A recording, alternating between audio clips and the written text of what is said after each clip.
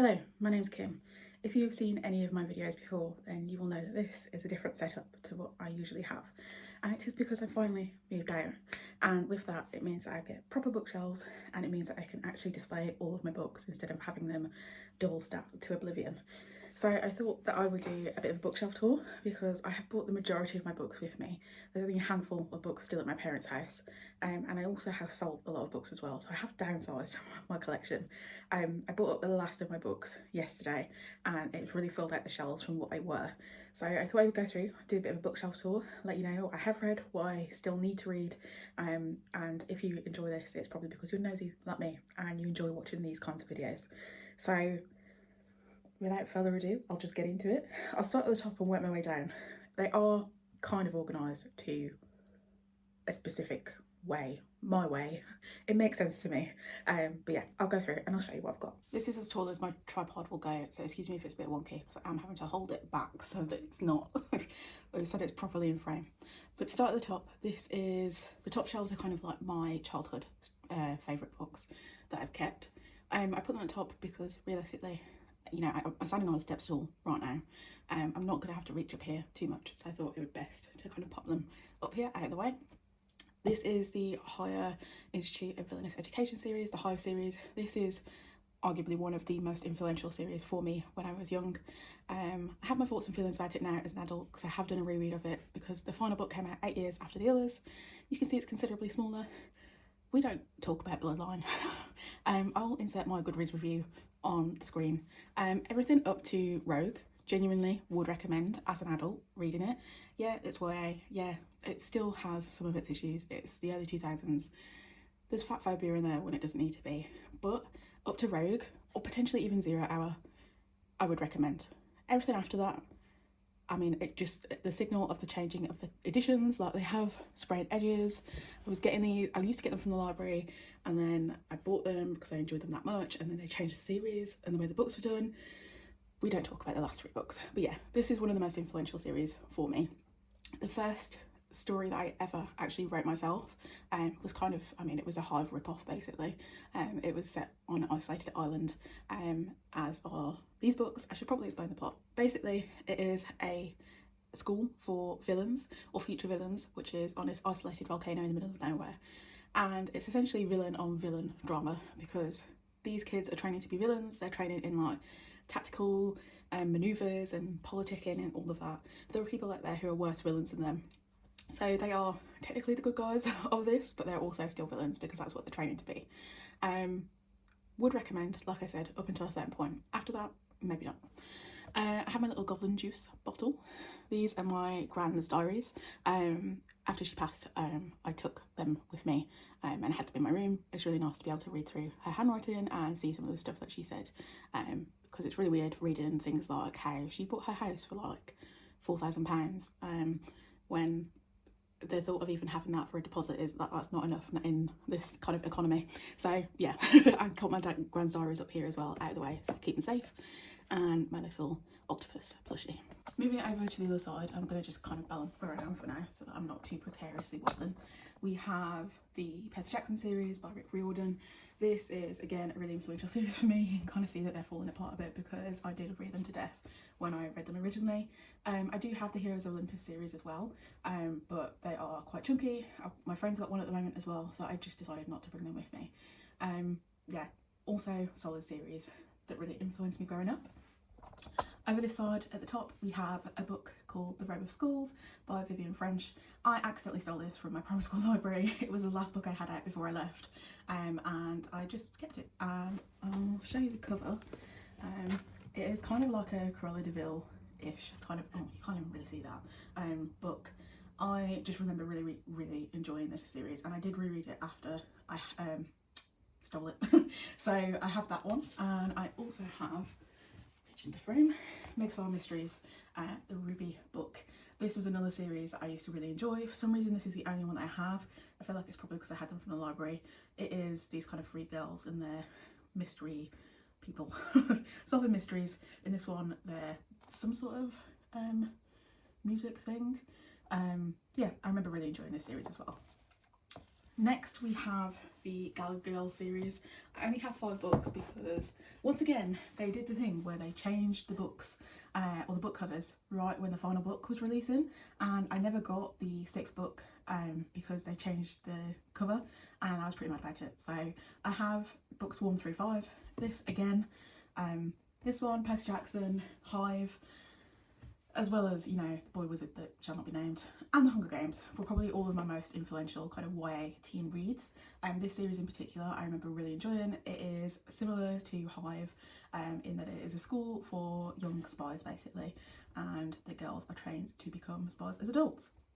I've read some of Ali Carter's other work, her kind of like, I guess they're the kind of new adult, I can't even remember what they're called now, I'll kind of put it on the screen when I remember it. And I do have her adult spy debut on my TBR for books I want to read this year. Finally, in the corner we have the Lunar Chronicles series by Marissa Meyer. I might sell these. I just kind of kept them because I had the full series. I remember also really loving this series. It's one of the full series that I read that was a little bit more adult than the rest of the books here, and I decided to keep it because I really liked it. This one is retellings of Cinderella, Red Riding Hood, Snow White, and what is Rapunzel? I think that's what the second one. And they are set in this kind of like futuristic future. I feel like most people will probably know that series if you are kind of my age and were on BookTube at the time, because they were obviously pretty big. But yeah, that is my top shelf. I can now move the step stool out of the way to go through the rest of the books here. So at the beginning, this is what I call my dragon shelf, so just to kind of like zoom out so you can get a full view. Here we have the Samantha Shannon books, so Among the Burning Flowers, A Day for the Night, and Pride of the Orange Tree. These are the broken binding editions, so obviously they are sprayed edges out because they are very stunning editions. This is one of my favourite series. I don't think Among the Burning Flowers was as great for me, but it is an entry point into the world. For those of you who don't know, it is essentially a feminist retelling of George and the Dragon. At least book 1 is, or book 1, these are prequels. And it is kind of this massive sprawling fantasy epic about dragons and politics, and that is the kind of thing I really enjoy in terms of my fantasy. This is Dragon Mage by M.L. Spencer. I haven't read this book yet, but it is essentially a kind of boy who becomes a dragon mage. I was going to read it for my Witches, Wizards, Mages video for my reading through the D&D classes, but it's really big. I've had it for 2 years now, and I haven't quite got to it because the size is a bit intimidating, but yeah. Then we have another childhood series. I moved this one here because it is obviously about dragons, and I would say that this is probably the point that made me become a dragon obsessive. So this is the Dragon Skin Slippers series by Jessica Day George. It follows a young girl who essentially ends up being forced to go into this dragon's cave because that's just, they're offering her as a sacrifice essentially, and her and the dragon strike up a relationship, and there is a prince that comes in to come and save her, and everything kind of changes, and it follows her and him. I remember his name's Luca. I don't remember what her name is. Is it Chris? Creel. I knew it began with a C. Oh, my dragon's stuck. There we go. It follows Creel and Luca as they kind of go through their life together and all of the kind of like politic dragon stuff. I read them from the library originally, and when Dragonspear came out I actually bought a physical copy before I could read it from the library because I really loved it. I went back and bought the paperbacks a couple of years ago because I was thinking about rereading them, and I still do want to reread them. I know my feelings are going to be probably a little bit different because I know on retrospect reading that the author is definitely Mormon. So the final book is very much a kind of like happy families ever after kind of story. But they were really influential for me, and I got the paperbacks for like £5 on eBay. It was really good. I also have my little dragon jellycat to make the most sense. It made the most sense for it to go there. Then we move on to the others. So I have the Penguin Book of Dragons, which is a collection of essentially dragon mentions throughout the whole of literature. I haven't read this properly yet. I have had a flick through because it's one of those ones where I think it's kind of like a non-fiction text essentially. But yeah, I got that a couple of years ago. I have the Tide Child trilogy it's a bit of a mouthful, by R.J. Barker. I've read this entire series. It's essentially a maritime fantasy trilogy. Dragons are kind of have disappeared from the world, and people used to build their ships out of dragon bone, and eventually these dragons kind of re-emerge. There's loads of different things that happen within the series itself. Book 1 is probably my favourite. I think that the lore and the world building it in the series in general is so interesting, but I think book 1 is kind of the peak for me. But R.J. Barker is an author, as you'll see later on, that I have a couple of books from and that I'm excited to read from because he's got a new book coming out soon, and so I definitely will continue to read from him. Then we have The Book of Dragons, which is I was going to say short story collection, but it's not really a short story collection. It's a big short story collection of books about dragons. So it's stories from different authors like Garth Nix, R.F. Kuang, Kate Elliott, that all feature stories about dragons. So obviously I got that because why not? I've got an entire shelf dedicated to dragons, which is not that many books really when you look at the rest of my bookshelves, but yeah, I thought that one would be for me. I have Between the Dragons and Their Wrath by David Madison. I haven't read this one yet either, but I had it on my TBR for quite a while. It essentially, again, is kind of dragon fantasy. So I would like to get to that eventually at some point. The good thing about having my books on display like this now is that I can actually see what I have and haven't read, and so it makes it easier for me to kind of go through and decide what I want to read. And then at the end we have the Memoirs of Lady Trent series. I've read all but this final one, which is kind of like a post-series sequel. It's not this is the actual main series, and then this is kind of following Lady Trent's granddaughter. So I do want to get to that at some point. I read the final book at the beginning of this year. This one again was a really kind of important series for me.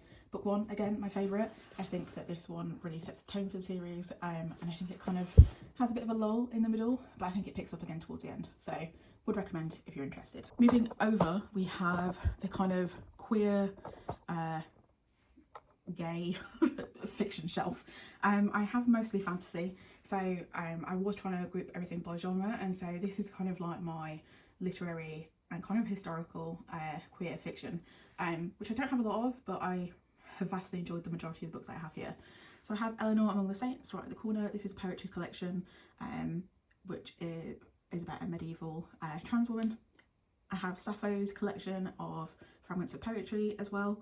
I have Sarah Waters' Fingersmith, kind of the iconic Sarah Waters book, the Korean film adaptation as well. I actually watched that first, so I already knew everything that had gone on. It was about 5 or so years in between me watching that, because I watched it in my first year of uni, so I only read that Fingersmith last year, so it's more than 5 years. But yeah, that is a really influential story as well, set in the Victorian times, and it is essentially a massive con story, but it's really interesting. ASL is a trans literary fantasy. We have a handful of characters who were all teens making games together online, and they all kind of like just lose touch with each other, and it follows them kind of split timeline between the text logs of them when they're young and them as adults as they're kind of like moving along. I then also have Nettle Black, which again is historical historical trans fiction, that's what I was trying to say. We have our characters, and essentially one of them ends up joining this little detective agency. It's Henry's exposure to essentially other queer people, and the idea that they can actually dress the way they want to, and not have to be a woman, essentially. Oops, accidentally tripping over the tripod. That's how I broke it before, and it's wonky. This is a little paper candle that my mum got me. Then we have my collection of kind of like trans literary fiction. All of these books I really enjoyed and I would recommend.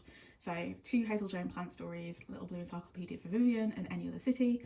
This one follows our main character, who remains nameless to the end of the book, so I won't spoil that for you, recalling the life of her friend Vivian through this series called Little Blue, and essentially is an A to Z of everything in that series and kind of how it really impacted Vivian and our main character.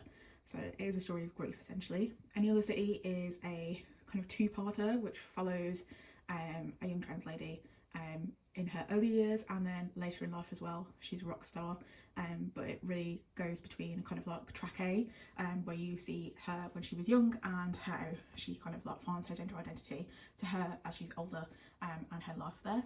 And we have Little Fish by Casey Plett, which again is literary fiction, and essentially is just following this trans lady as she goes throughout her life and the kind of real things that she has to face, things like suicide, sex work, all of that.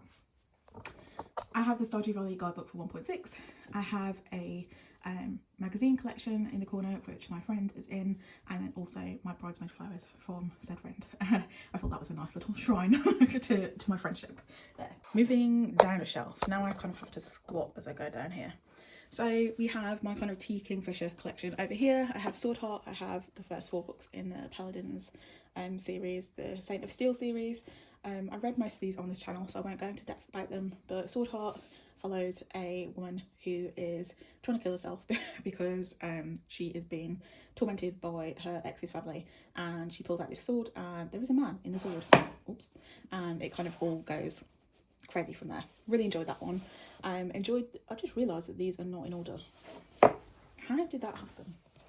I think I must have just moved them, and I don't know how they weren't in order, but they are in order now. We have the Paladin series, starting with Paladin's Grace, where we have Grace and Stephen. She's a perfumer, he's a paladin. The whole story of the paladins in this series is essentially that their god died, and so they are living life, kind of trying to understand what life is for them now that their god has died. So we have 4 books in the series, Esteban and Clara. I don't remember the names. Piper and Galen, that was it. And I also don't remember their names. Marguerite and Shane. Okay, there we go. I did kind of remember the names in the back of my head. And then we have 3 more books to be released in this series at some point. I am looking forward to picking those up. I have The Will of the Many. I read this on from the library when it first came out, so this is kind of just paperback of the original cover because I prefer the original cover. I don't know if I'll get the rest of the series. I have read book 2. I read it on Kindle because it is really chunky, and the book 1 I think will remain my favourite probably because it's such an interesting entryway into this world. Again, I feel like most people have probably read this one, but if you haven't, it is a Roman inspired fantasy where people have will, and people who are higher in the hierarchy can take the will from those below them, and there is a school in this one as well, kind of a pattern here. I do enjoy the schooling books. We have the first book in the Mistborn series by Brandon Sanderson. I will be reading this year because my friend that I mentioned earlier, that I was a bridesmaid for, I just kind of cut across there, has read it and is telling me that I need to read it. And I have had this book since I worked at WH Smith, where I got it discounted, and that was at least 4.5 years ago. So I do want to read this at some point. I'm not going to go into this. It's Brando Sando. I feel like most people know that series. I have To the Warm Horizon by Choi Jin-young. This is translated fiction. It is a dystopian. It's a queer dystopian that follows kind of like the collapse of Korea and these people as they make their way across the country. It is pretty bleak and pretty grim, so kind of word of warning, trigger warning if you go into it. There is mention of violence and rape and all of those things, but I did enjoy that. I then have Kaiju Preservation Society. This is by John Scalzi. It is kind of everything that I need in a book. I am a kaiju fan. Godzilla is my one true love. And this essentially, it follows someone who kind of loses their job in the kind of COVID period and end up getting hired to go to work for this secret agency who helps support kaiju. And dream job, really.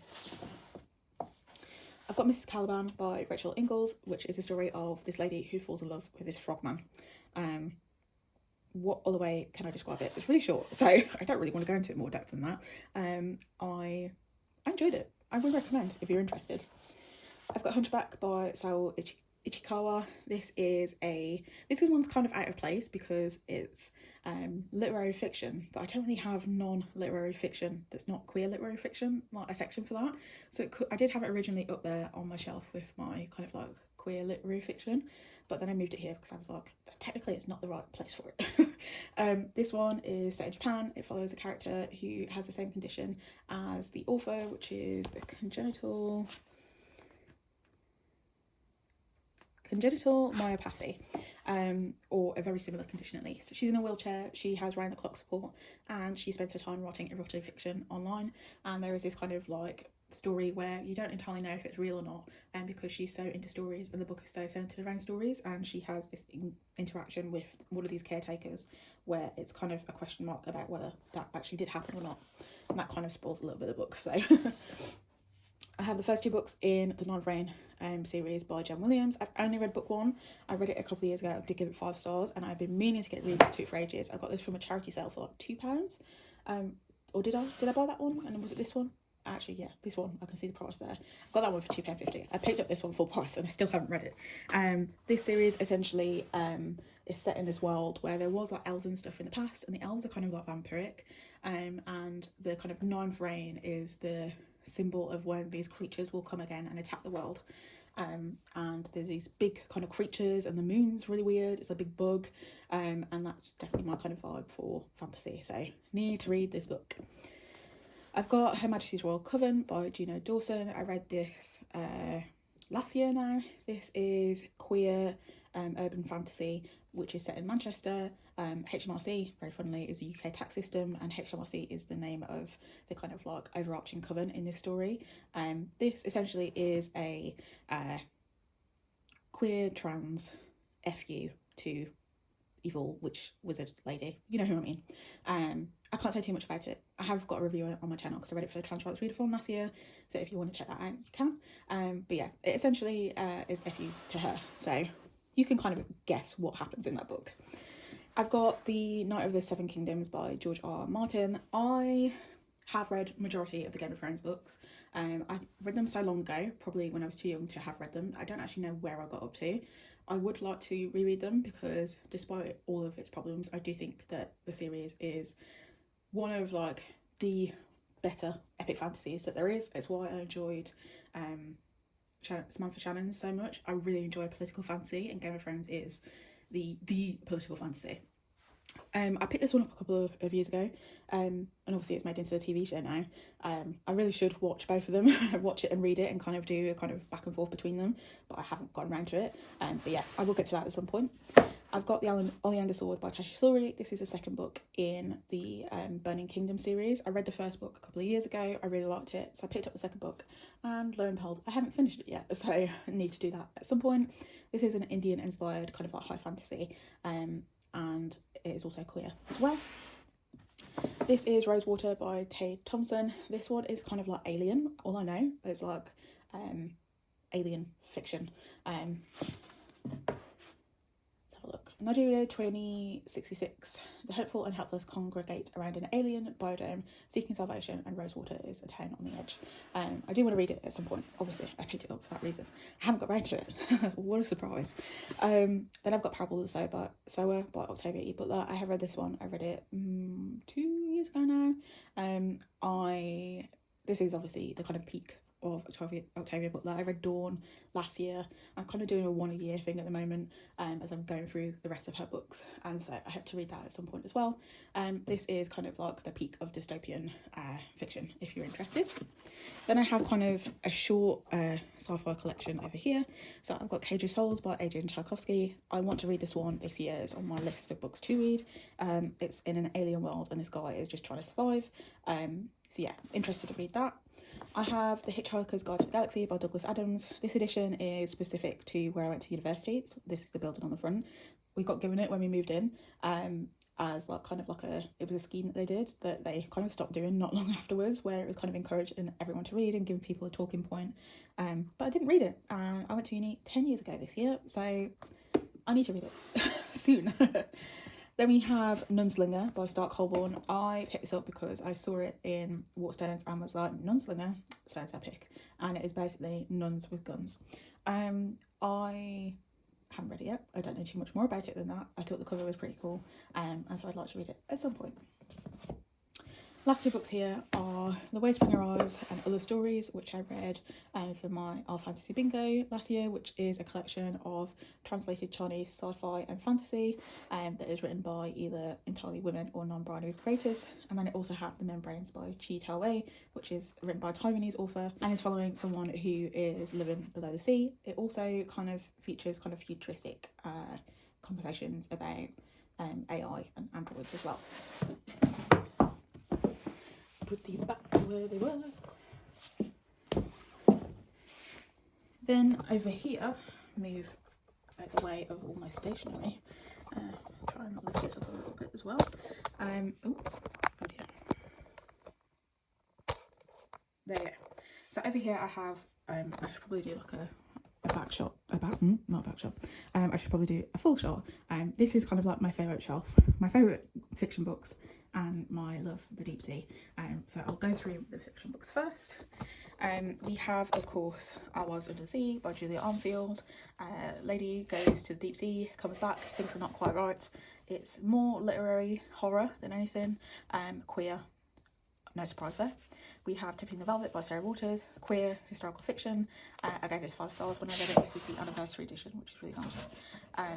And yeah, definitely one to read if you are reading Sarah Waters.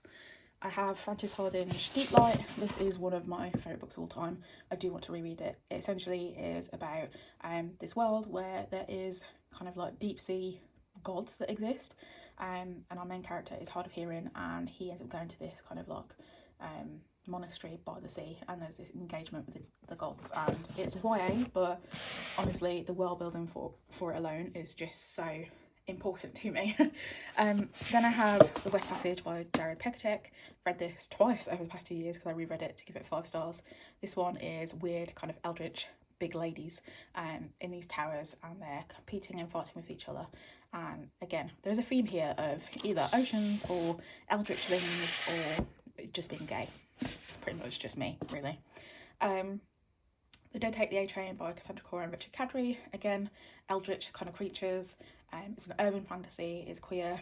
There is this essentially workplace that has this eldritch god up in at the very top, and they are essentially doing what they can to placate it, and that kind of evolves from there. I really like that one. It's one of my favourite of Cassandra Core's, but kind of following that, I also have The Salt Grows Heavy. Again, sea related. There's a giant mermaid who is really been hurt by everyone around her, and she teams up with this plague doctor, and it is a short novella where they kind of go about the life. This cover is definitely a freaky cover. I do like the other cover, I think it's the US cover, but to be fair, I quite like this one as well. I think it sums it up pretty well. I've got Out of the Drowning Deep by A.C. Wise. This one, again, eldritch, aliens, not aliens, angels, but also kind of weird eldritch gods as well. There is someone who is kind of running a PI detective thing on the side, and they get looped into this mystery where the Pope in the story has died, and I read it just as the Pope had died. So that was kind of funny. No offence to anyone who likes the Pope, you know what I mean, ironic, that's what I meant. And then I have got Into the Drowning Deep by Mira Grant. Killer mermaids who are from the deep. What else is there to say? So as you can see, there is a theme there with the ocean, which kind of lends into this shelf pretty well. I've got loads of stuff in the way on the floor because I am still in the process of sorting my kind of like move-in stuff, which I'm hoping to sort this weekend. But yeah, just to go through, little statue of the giant squid that my sister got me, that she got in this little box. She gave it to me because, as you can see, I like the deep sea, and I've even got a book about the search for the giant squid. So at the top, I've got Treasury of Folklore and Sea Rivers. This one is just about folklore to do with the ocean. I've got The Search for the Giant Squid that I got from, I think, a charity shop. I love the giant squid. I love all sorts of cephalopods. That is like my thing. So I picked that up. I've got The Perilous Deep, which is again a story about myths and things about the ocean. I've got The Frontier Below, which talks about how we first got down to the deep sea. I haven't read these three. I have read this one. I haven't read this one, but this is about the Bathurst book, so again about the deep sea and things that we have seen when we go down super deep. I've read this one, Sea of Monsters on medieval and Renaissance maps. Part of my dissertation for my masters was about medieval maps and imagery and monstrous creatures, so I have read that one, although I didn't read it for my diss. I did read part of it for my diss, but I read it the other year when I did my medieval video. I've got 2 books here, The Creatures of the Deep and The Deep.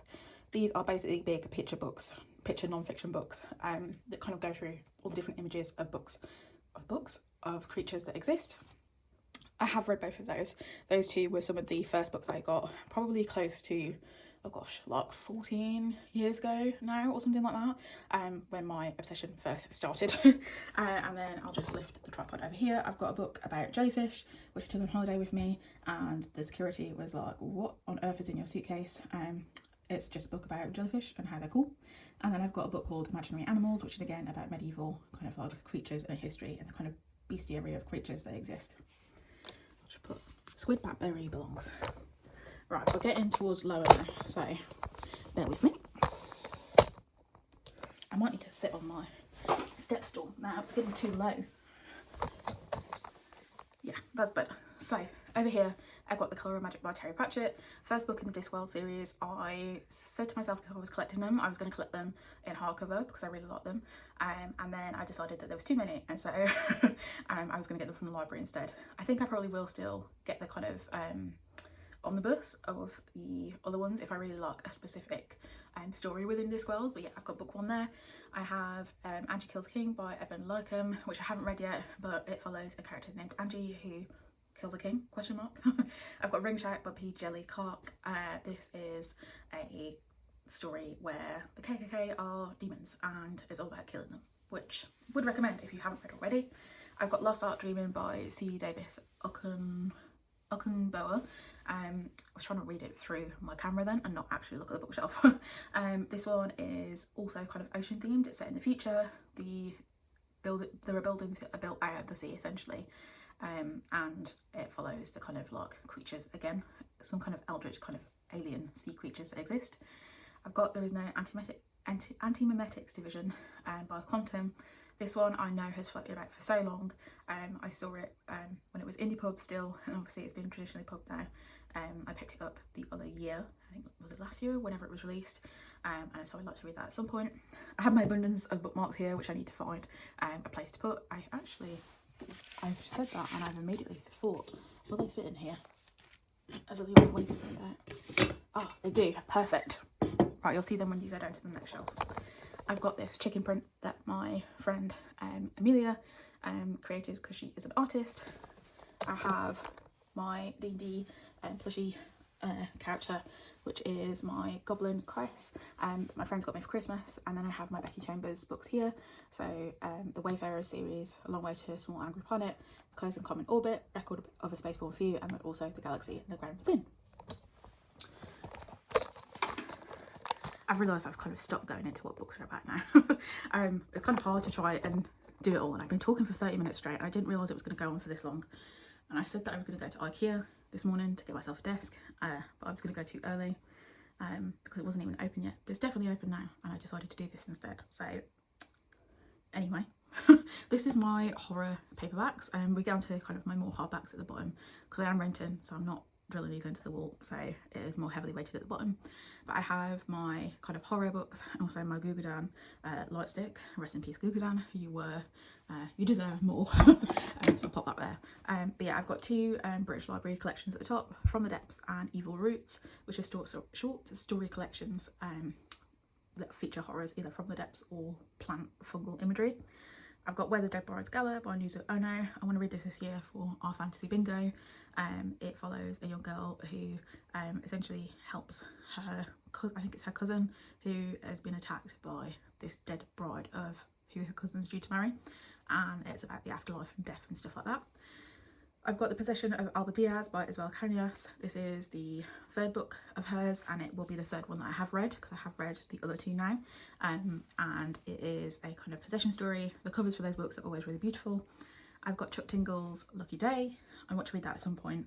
I bought that the other year. It is a kind of apocalyptic book essentially. Queer, of course. I have Mexican Gothic by Sylvia Moreno Garcia.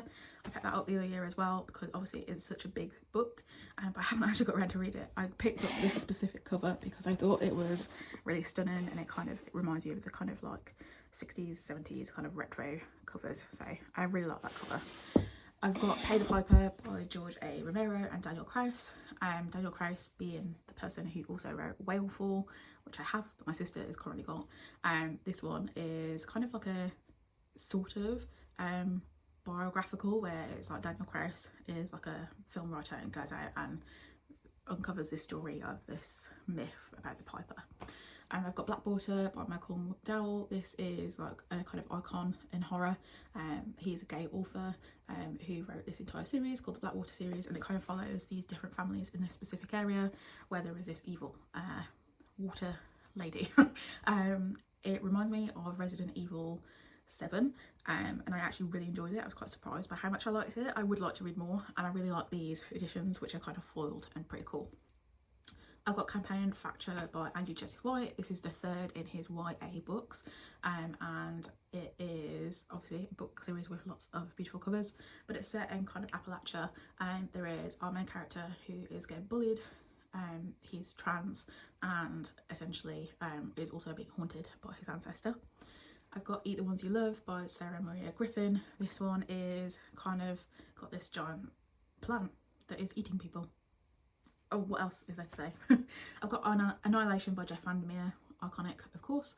I've got Jackal by Erin E. Adams, which is set in this kind of small town where young black girls have gone missing, and our main character is kind of towing the line between hallucinating and wondering if what she's seen is real.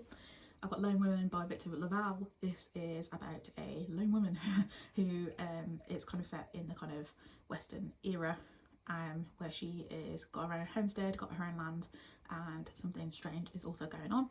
I've got From Below by Darcy Coates, which is, I believe, a Killer Mermaid story. Haven't actually read it, have had it for years. Once again, needs to be read.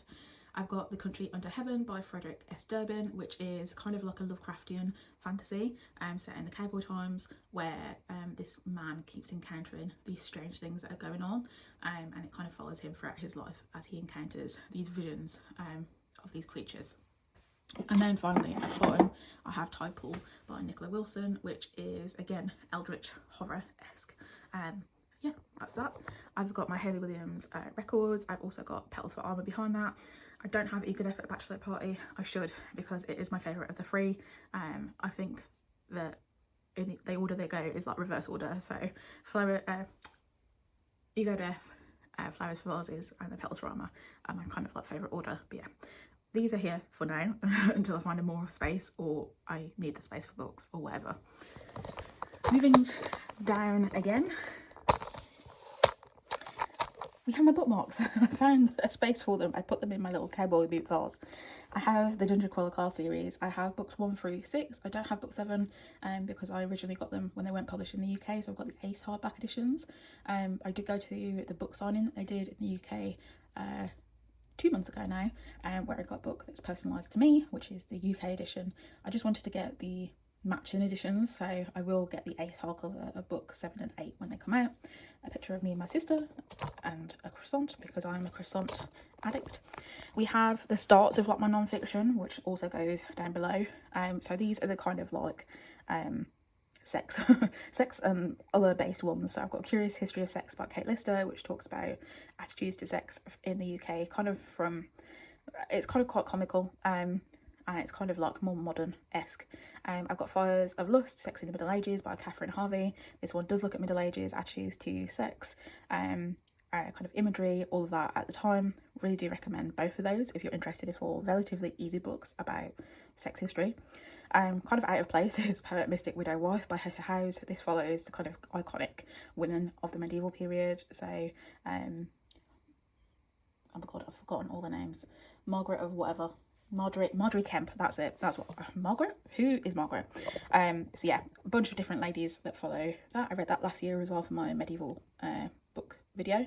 I've got Strange Antics by Clement Knox, which is also kind of about attitudes to sex and seduction, kind of early modern period onwards. And then I also have Kinky History. I can't really move my tripod any lower, so it might be better for me to hold this actually.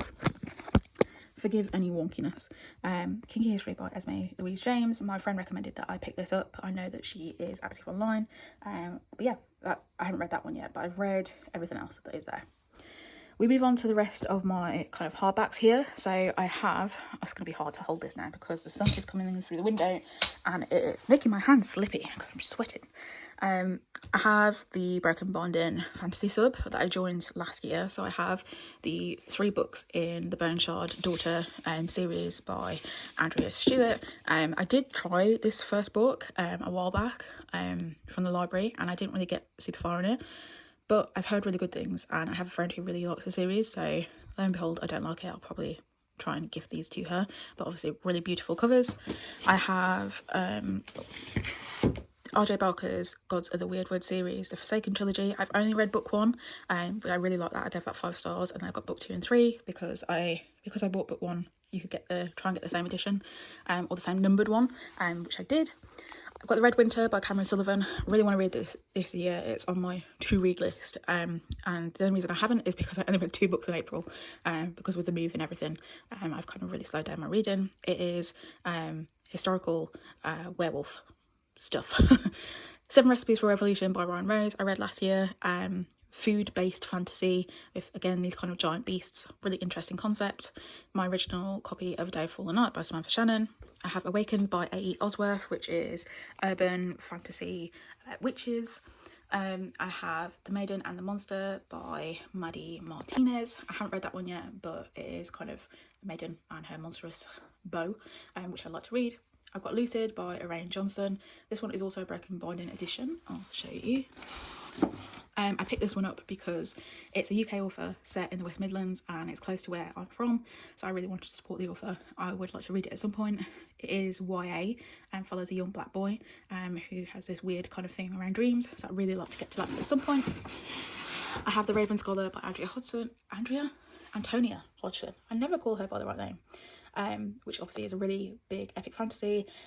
Really enjoyed it. Just recently got announced that the second book is coming out in 2027. I can't believe we have to wait so long. I've got Ink, Blood, Sister Scribe by Emma Tors. I really like this one. It follows kind of magic around books. I've got The Second Death Lock by V.L. Bovolino, which obviously is night-based and came out last year, so I feel like most people have read that.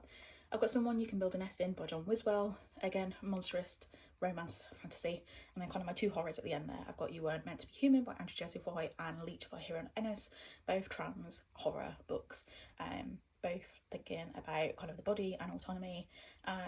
Yeah, both kind of have like alien little creatures, which I didn't realise when I put them next to each other. But yeah. Then we switch to the very bottom here. So at the very corner, I've got Gossip from the Forest by Sarah Maitland and the Book of Barely Imagined Beings by, I can't read it from here, Casper Henderson, that's it. Both of those are kind of like nature-based non-fiction. And under that, I've got A Vulture Landscape as well by Ian Parsons, which is all about vultures. I've got The Dual Horde by Hannah Badine, which is about words. I've got my kind of like racial based non-fiction, so Black Victorians, which I'd like to read at some point this year. I've got Black and British by David Olusoga.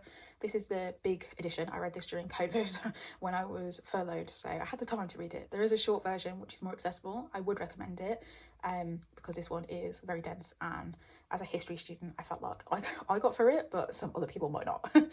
I've got Black on Both Sides, A Racial History of Trans Identity by Riley Snorton. This, again, is written very much like a academic text, so bear that in mind if you go into it. I've got We Are Not Numbers by Ahmed Alanok and Pam Bailey, which is about obviously Palestinian folk who are, and it's a bunch of essays essentially. I need to get to that. I bought that last year. And then I've also got An African History of Africa by Zainab Badawi, which I thought would be really interesting to read as well. And I'd like to get to that at some point. Then we have the rest of my kind of queer non-fiction. So A Short History of my words is bumbling together now. A Short History of Transmisogyny by Jules Gill Peterson, which is kind of self-explanatory. I've got Staff Histories by Layla J. Rupp. This one I've kind of heard mixed things about since, and I'm kind of like unsure about the actual content of it in terms of whether it's trans inclusive, but I have still got it. I'd be interested in reading about the history of obviously Sapphism, so I'm kind of just bearing that in mind going into the book. I've got The Suitable, A History of Lesbian Fashion by Eleanor Medhurst, who you might have seen on TikTok. I went to her book signing, and it is a really nice collection of lesbian fashion, as diverse as it kind of can be for a first book, so I do recommend that. And I've got Queer as Folklore by Sasha Coward, which looks at different kind of queerities, is that a word, within folklore, and how different people have kind of taken that and made it to be queer, essentially. Final shelf. So I have some of my other broken binding books. I've got Kings of the Wild and Bloody Rose. I have read Kings of the Wild. I read that earlier this year for my fighter series, for my D&D books. I've got Adventures of Mina Al-Sarafi by Shannon Chakraborty. This one obviously follows a older lady. It's Muslim fiction, where there is a kind of pirate based fantasy adventure. I got this cover because I really like this cover. I don't mind the UK cover, but I really like this one quite a bit. I've got Tusklug by Fia Granson. This is the story that is based off Critical Role, one of the romance books within that. I actually really liked this book as well. I've got Blood Over Bright Haven by ML Wang, which that and Babel kind of need no introduction, I think. Everyone knows those books about academia and colonism in academia and how we can take it down. I've got the 2 books in the Tainted Cup series so far, so The Tainted Cup and A Drop of Corruption by Robert Jackson Bennett, which is his kind of bio related murder mystery, Sherlock and Watson based fantasy. Do recommend if you're interested. I really like book 1. Book 2 I found okay, but I will continue in the series. I've got The Hunters by David Ragg. I got this from the Breaking Binding as well a couple of years ago. I haven't read it yet. I really should. I've got Ocean's Gadori by Elaine Yu Cho, which is a Korean inspired space sci-fi, which I would recommend.